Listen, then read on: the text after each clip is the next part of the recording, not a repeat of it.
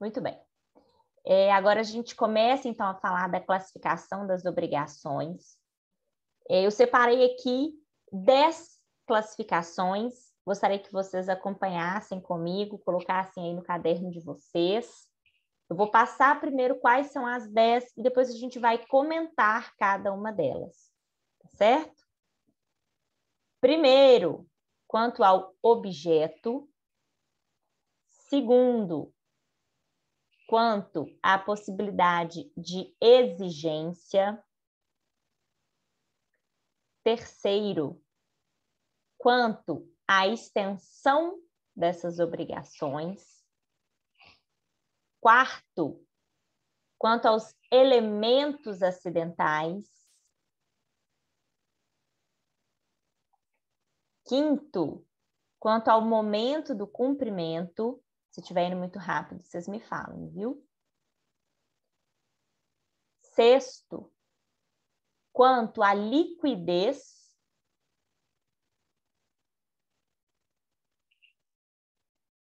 Sétimo, quanto à existência por si só.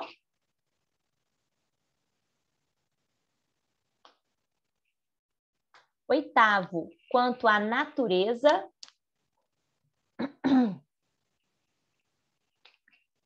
Nono, quanto aos elementos.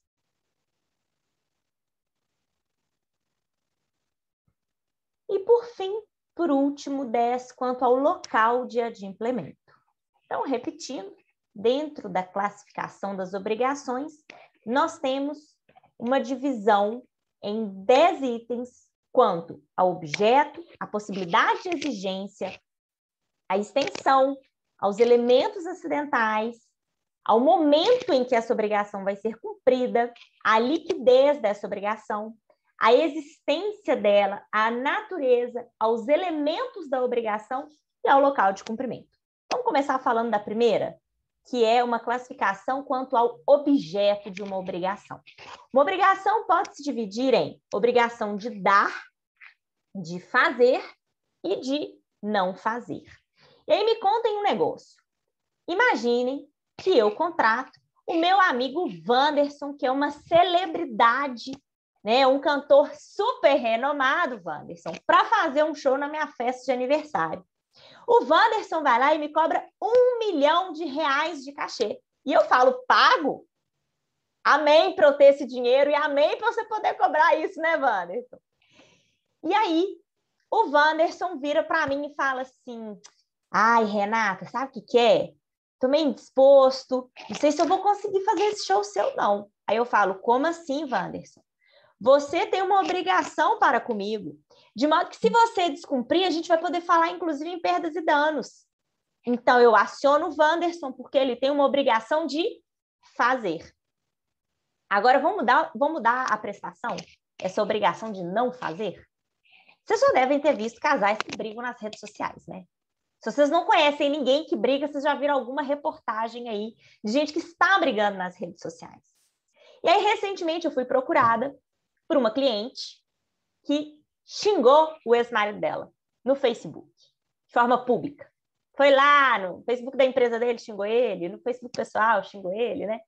E aí ele ajuizou uma ação, uma obrigação de não fazer, para que ela se abstenha de xingá-lo nas redes sociais, sob pena de multa para cada descumprimento de obrigação. Ele fez isso através de uma ação combinatória. Então, aqui eu dei para vocês 2 exemplos, uma obrigação de fazer e uma obrigação de não fazer. Dentro da, por exemplo, obrigação de dar, nós temos a obrigação de dar coisa certa ou de dar coisa incerta. Então, nós temos classificação, né? A primeira, quanto ao objeto, dar coisa certa e incerta, fazer e não fazer. Ficou claro quanto ao objeto? Ficou?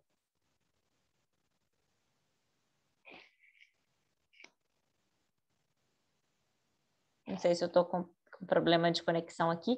Ficou, gente? Qualquer coisa, se não conseguirem ligar o microfone. Para mim, beleza. Ok.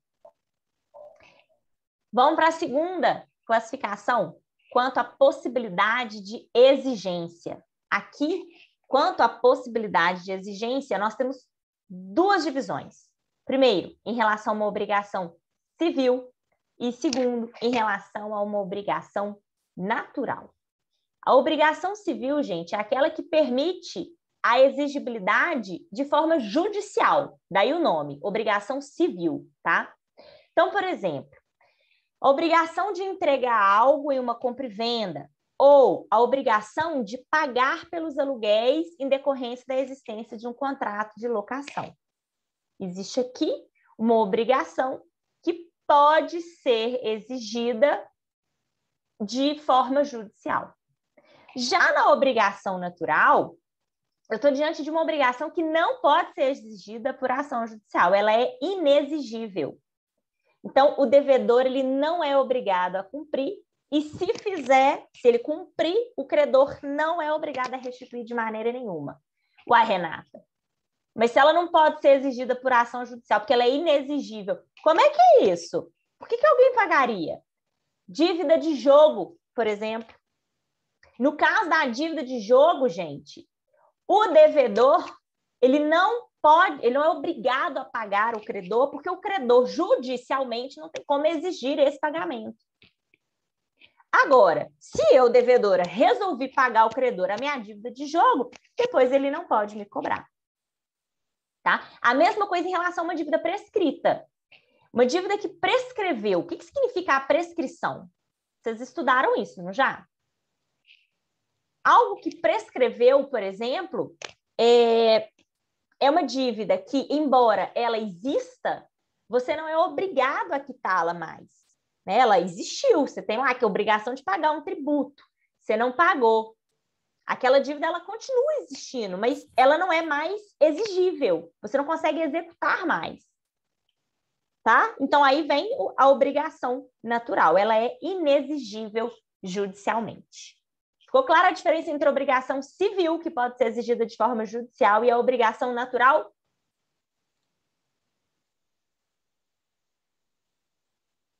Faz só assim. Sim, professora. Mais ou menos, Wanderson? Vamos lá. Aqui é quanto à possibilidade de exigência. Em uma eu consigo exigir, na outra eu não consigo exigir judicialmente. Obrigação civil pode ser exigida judicialmente. Exemplo, a gente celebra um contrato de locação. Aí você tem que me pagar lá o valor de 2.000 de aluguel por mês. Se você fica inadimplente, eu vou ajuizar uma ação de execução, porque, olha, a gente tem um título executivo, você está inadimplente, me pague. Esse é um débito que pode ser satisfeito judicialmente. Mas se, por exemplo, a gente tem uma dívida de jogo, eu não consigo te exigir essa dívida, o pagamento dela em juízo. Ela é inexigível. Então, a gente tem dois tipos de dívida aqui. Uma que pode ser exigida judicialmente e a outra que não pode. Uma é a obrigação natural, é a que não pode ser exigida judicialmente. E a outra é a civil, que pode ser exigida. Por isso que vem o nome civil, tá? Beleza. O pessoal que entrou depois, conseguiu pegar essa diferença? Sei, professora. Deu para pegar sim. Beleza. Vamos continuar, então. Em relação às obrigações civis, a gente sabe que, não havendo pagamento de forma espontânea, o credor vai poder buscar a satisfação do débito com o patrimônio do devedor, como está previsto lá no artigo 391 do Código Civil, que é algo que a gente viu na nossa segunda aula. E aí eu falei com vocês, o artigo 391, ele prevê que o patrimônio do devedor responde integralmente pela quitação das dívidas. Aí eu falei, olha, mas cuidado, né? Toda regra tem sua exceção. A gente tem os casos de empenhorabilidade, os casos de bem de família e por aí vai, né? Agora, vamos falar da classificação quanto à extensão de uma obrigação. Qual que é a extensão dela? Nós temos duas hipóteses. A gente tem obrigações que são chamadas obrigações de fim, ou obrigações de resultado, e as obrigações de meio. Uma obrigação de fim, de resultado, gente, é aquela em que o devedor ele se compromete a entregar exatamente aquilo que foi combinado, sob pena de responsabilização. Então, por exemplo, eu fiz um contrato com o Wanderson para entregar para ele um livro. Estou vendendo para o Wanderson o meu livro. O que eu tenho que entregar para ele, gente? Meu livro. Eu tenho uma obrigação que exige de mim o cumprimento dela de forma perfeita. Então, eu tenho que me comprometer a atingir um determinado fim. Porque se eu não atingir, eu vou ter uma possibilidade de responsabilização civil. Então, a entrega de uma coisa vendida, a entrega de um passageiro, quando você entra dentro de um Uber, para ele te deixar num lugar, o mínimo que você espera é segurança para chegar lá, né? Não quer chegar lá metade de você, um pedaço de você? De jeito nenhum. Então, aqui a gente tem uma obrigação de fim, de resultado. Do outro lado, nós temos uma obrigação de meio, em que o devedor ele se compromete a empregar os seus conhecimentos para alcançar um determinado fim, mas ele não se responsabiliza se você não chegar nesse fim. Olha que coisa interessante. A obrigação nossa como advogado, ela é uma obrigação de meio. Você, advogado, vai empregar os seus conhecimentos para a defesa dos seus clientes. Mas você consegue garantir exatamente qual que é o resultado da sentença? Infelizmente, não. Então, o advogado ele não pode ser obrigado, dentro de uma relação de obrigação, a entregar um determinado resultado. Ele vai usar os conhecimentos dele, né, e esperar, desejar que tenha o resultado que ele e o cliente dele almejam. Agora, se a sentença ela é improcedente para o seu cliente, você pode ser responsabilizado tendo agido sem... Aí, claro, né, gente? Sem nenhuma falha na sua prestação de serviço, né? Você não foi imperito, não foi negligente, você agiu exatamente como manda o figurino. Você não pode. Se pudesse, ninguém advogava, né? Você age de acordo com o Código Civil, de acordo com a Constituição, com o Estatuto da OAB, com o Código de Ética. Você age assim, empregando todos os seus conhecimentos pela defesa do seu cliente. Mas não deu. E você não pode ser responsabilizado. Até porque tem casos que você vai advogar que você já sabe qual vai ser o resultado, né? O cara te procura e fala assim, olha, vou fazer a sua defesa aqui, mas a probabilidade de êxito é muito pequena. E é exatamente por isso que a gente não pode garantir resultado em ação nenhuma para o nosso cliente. Porque a obrigação do advogado, quanto à extensão dela, ela é uma obrigação de meio, não de fim. Ficou clara a diferença de obrigação de fim e de meio? Agora vamos lá. Imaginem que vocês são médicos e chega lá no plantão de vocês uma pessoa acidentada, com risco de vida. Aí você fala assim, uai, Renata, eu vou empregar os meus conhecimentos e eu não posso garantir nada. É como você falou aí da advocacia. É isso mesmo. E é assim, inclusive, que a jurisprudência entende. Agora, em relação às cirurgias plásticas, estética, a pessoa ela não tem nenhum risco. E aí, nesse caso? No caso de cirurgia estética, a obrigação ela é de fim, de resultado. Por exemplo, a mulher ela vai lá e contrata um homem para colocar silicone. É diferente de uma cirurgia, por exemplo, de reparação de uma coisa grave, né? Às vezes a pessoa ela tem até um lábio leporino, não quer dizer que vai ficar perfeito. Agora, se eu contratei um médico para colocar silicone, eu não posso sair de lá sem um peito. Sai só com um, não sai com o outro. Né? Fui lá, meu peito saiu menor do que eu entrei. Não é possível. Então, aqui, em relação à cirurgia estética, cirurgia plástica estética, eu tenho obrigatoriamente uma obrigação de resultado. Eu tenho que entregar para o cliente exatamente o que ele adquiriu. Beleza? E agora, quanto aos elementos acidentais de uma obrigação. Uma obrigação, gente, ela pode ser pura e simples, ou seja, produz efeitos normalmente, pura e simples, sem óbice, sem causa suspensiva, sem condição, sem cargo. Vou lá na cantina e compro um salgado. Eu sempre vou dar exemplo de comida normalmente, porque eu gosto muito de comer e eu acho uma obrigação extremamente simples quando você compra um salgado. Então, você vai lá na cantina e compra um salgado. Você vai na loja, você compra uma blusa.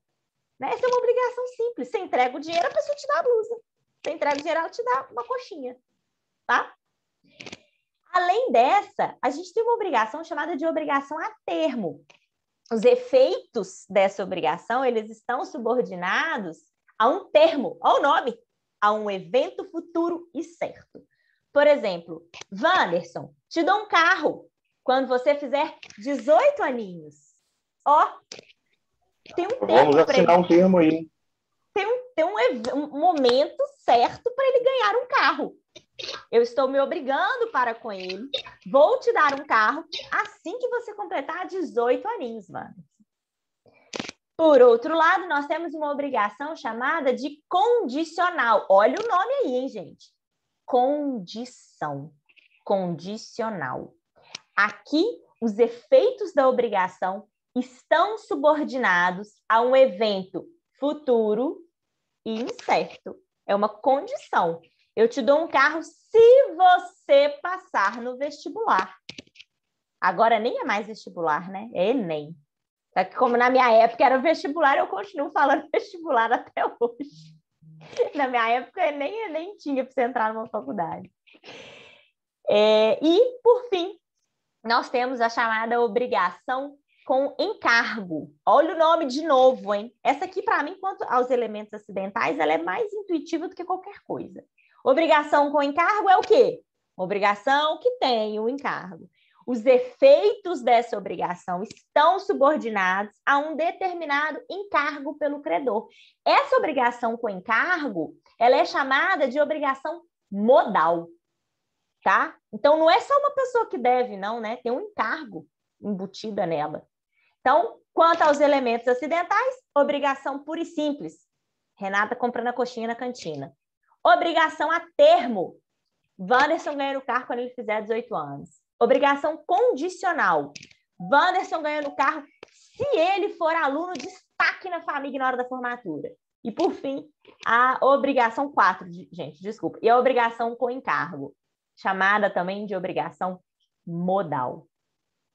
Vamos para o momento de cumprimento. Aqui nós temos 3 momentos. Oi. Licença. Toda. A obrigação por encargo, a modal, eu não entendi muito bem na prática, assim. Ela se parece mais com a condicional? Não. Na condicional, a gente tem uma condição para a pessoa cumprir. Então, aqui, ela é uma obrigação incerta, né? Se você passar no vestibular. Agora, a condicional deu para você entender? A condicional. Vou falar primeiro uma, depois da outra. Uhum. Tá. Agora, na obrigação modal, eu me obrigo a fazer alguma coisa para que nele, por exemplo, para que nessa obrigação você faça uma determinada coisa. Então, não é que você tem que fazer antes para ganhar. Na obrigação modal, eu te dou e você faz algo. Eu vou te doar um terreno para você construir um hospital nele. É diferente. Por exemplo, eu te dou um carro se você passar no vestibular, ou eu te dou um terreno para você construir um hospital nele.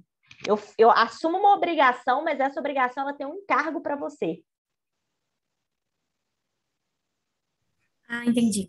Agora ficou mais claro. Obrigada. Beleza, Cecília. Vamos para o momento de cumprimento de uma obrigação. Uma obrigação ela pode ser cumprida em 3 momentos. A gente tem a obrigação instantânea, que é aquela cumprida imediatamente. Como é que vocês vão lembrar que a obrigação instantânea é aquela que é cumprida imediatamente? Como é que chama aquele macarrão que a gente faz? Que é rapidão. Miojo. Macarrão instantâneo. Né? Vocês vão lembrar de mim quando eu perguntar para vocês. O que é uma obrigação instantânea? É aquela que se cumpre imediatamente. Ela é chamada de imediata, momentânea, né? Por exemplo, uma obrigação cujo pagamento será à vista. Então, eu cumpri imediatamente, acabei, estou livre. De novo, eu na cantina, né? Cumpri, paguei, pronto. Resolvida a obrigação. Nós temos uma obrigação chamada de diferida. Ela vai ser cumprida por um só ato, mas, ao contrário da obrigação instantânea, que é imediatamente, A obrigação diferida, ela vai ser cumprida em um momento futuro. Vocês já devem ter visto isso na propaganda. Casas Bahia, Ricardo Eletro. Compre, só pague daqui 90 dias. Você vai pagar em uma parcela só. Mas o cumprimento ele não é imediato. Ele é só daqui a 90 dias, por exemplo. Tá? Então, a diferença da obrigação instantânea, eu cumpro ela imediatamente. Execução diferida, eu vou cumprir em um só ato, mas em um momento futuro. E, por fim, nós temos a obrigação de execução continuada. Prestação que perdura no tempo. Ela é periódica, ela é de trato sucessivo. Quando vocês pegam um financiamento bancário, vocês não têm que ficar pagando aquelas parcelas para o banco? Não é todo mês? Ou você vai lá, pega o financiamento, daí 90 dias você quita o financiamento? Pô, beleza, né? Mas no contrato de financiamento, a gente tem uma obrigação continuada. Ficou clara a obrigação instantânea, execução diferida e continuada?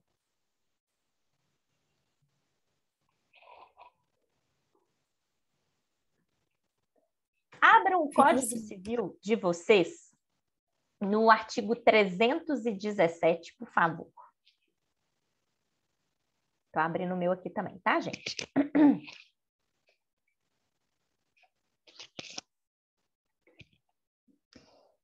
Quando, por motivos imprevisíveis, sobrevier desproporção manifesta entre o valor da prestação devida e do momento de sua execução, poderá o juiz corrigi-lo a pedido da parte, de modo que assegure, quanto possível, o valor real da prestação. O artigo 317, ele se aplica a essas execuções continuadas, né, essas obrigações que vão perdurar no tempo, em razão de uma teoria chamada teoria da imprevisão. O que significa essa teoria da imprevisão?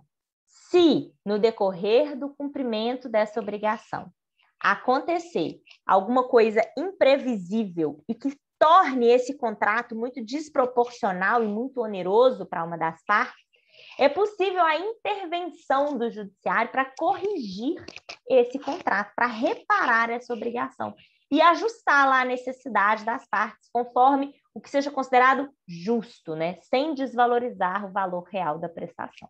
Então, dentro da execução continuada, nós temos a chamada teoria da imprevisão no artigo 317, beleza? Podemos passar para a liquidez de uma obrigação?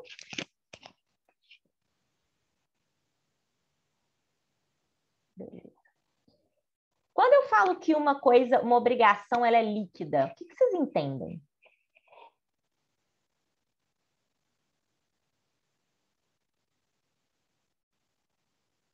Vocês já devem ter ouvido essa expressão. Ela é tipo fluida? É uma boa resposta. Quando a gente fala que ela é fluida, você quer dizer, por exemplo, você consegue satisfazê-la mais facilmente, ou porque é um objeto determinado. A gente costuma muito ouvir falar de liquidez em relação a investimentos, né? Uma obrigação líquida, gente, é aquela que tem um objeto determinado. Por exemplo, eu quero comprar um carro. Vou comprar o carro do Wanderson. Wanderson, por quanto você me vende seu carro? Ah, eu te vendo por 80 mil. Pronto, eu sei exatamente o valor da minha obrigação. Eu vou pagar... Eu ia falar 78. 78, fechado, Wanderson. 78, ainda consegui um descontinho, tá vendo? Fechado, eu tenho um preço por ela. Essa é uma obrigação líquida, porque o objeto dela é determinado. Ao contrário de uma obrigação ilíquida, porque aqui o objeto ele não é determinado. Renata, me dá um exemplo de obrigação ilíquida, então, para ficar mais claro. Indenizações. Quando, por exemplo, uma pessoa ela está lá dirigindo o veículo dela e ela causa um acidente. A vítima ela vai fazer jus a uma indenização, mas o valor dessa indenização ainda é incerto, porque a gente pode ter a reparação do carro, né? Faz 3 orçamentos para mim. A gente pode ter um dano estético, a gente pode ter um dano moral, a gente pode ter, no caso do acidente que aconteceu com o rompimento das barragens, né? A discussão em relação ao valor da vida. Então, no caso da obrigação líquida, eu tenho um objeto determinado. Na obrigação ilíquida, o objeto ainda não é determinado. A gente não sabe exatamente qual que vai ser o valor da indenização. Ficou clara a diferença de obrigação líquida e ilíquida, né? Quanto à existência de uma obrigação, nós temos a possibilidade de dividir uma obrigação principal e uma obrigação acessória. O nome já diz tudo, né? Uma obrigação principal. Ela é a principal parte da prestação. Ela existe por si mesma.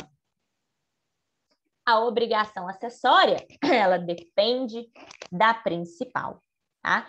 E aí, claro, né? Se a obrigação principal é nula, a acessória que acompanha a principal também será. Essa é uma regra, gente, que ela está contida lá nos artigos 92 e 232 do Código Civil. Desculpa, é 233. Deixa eu abrir aqui primeiro o 92. Artigo 92. Principal é o bem que existe sobre si, abstrato ou concretamente. E acessório é aquele cuja existência supõe a do principal, ou seja, depende da do principal. Então, agora vamos lá para o 233.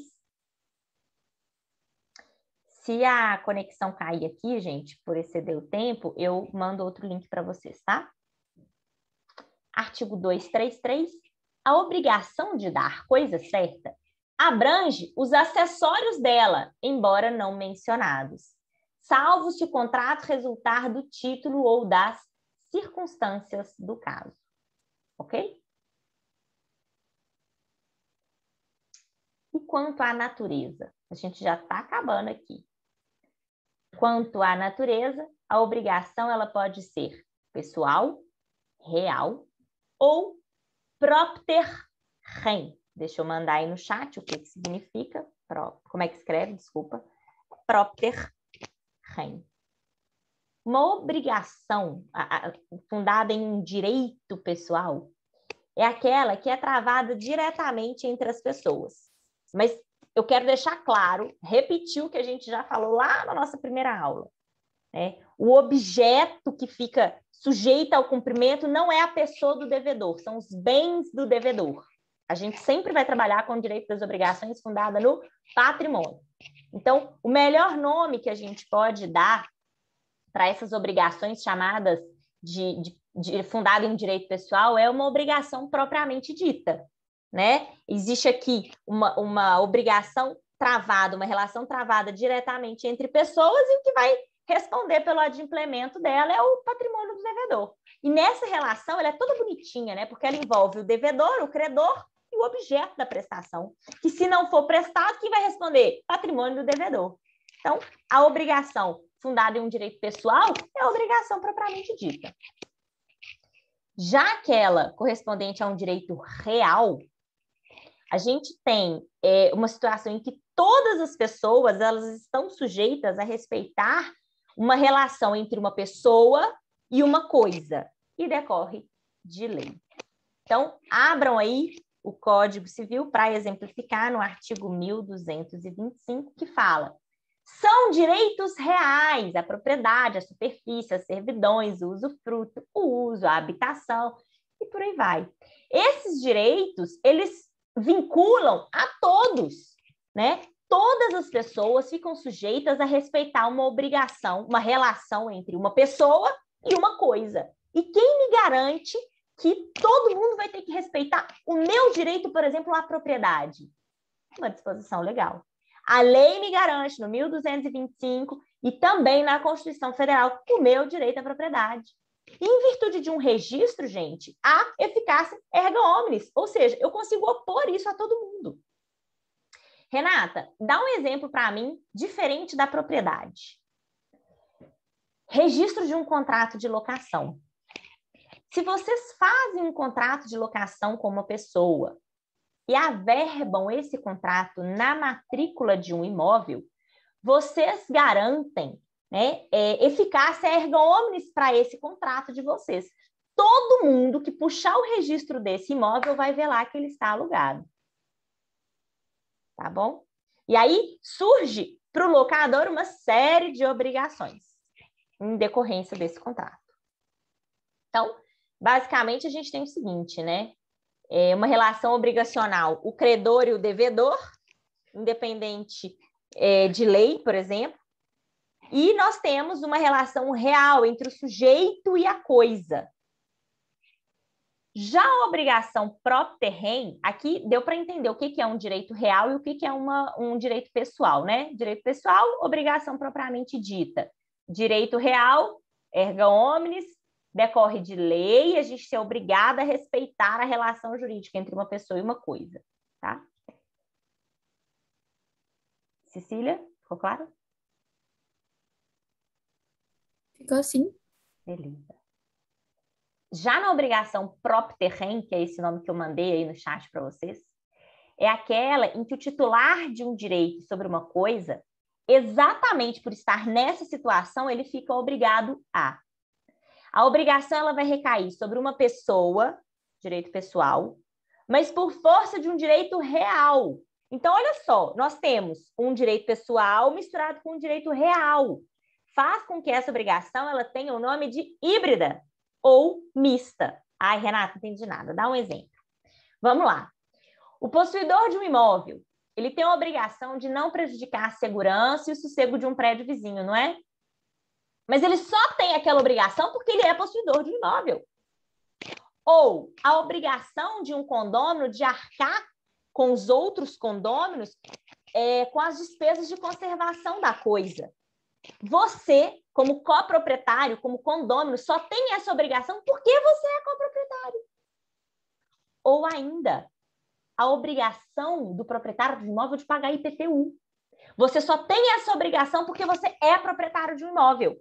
Então, no caso da obrigação propter rem, o titular de um direito passa a ter uma determinada obrigação exatamente pelo fato de ser titular de um bem. Tá?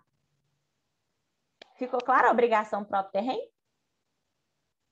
Aqui, o devedor ele não está se obrigando por uma vontade própria, mas por uma condição, por exemplo, de proprietário.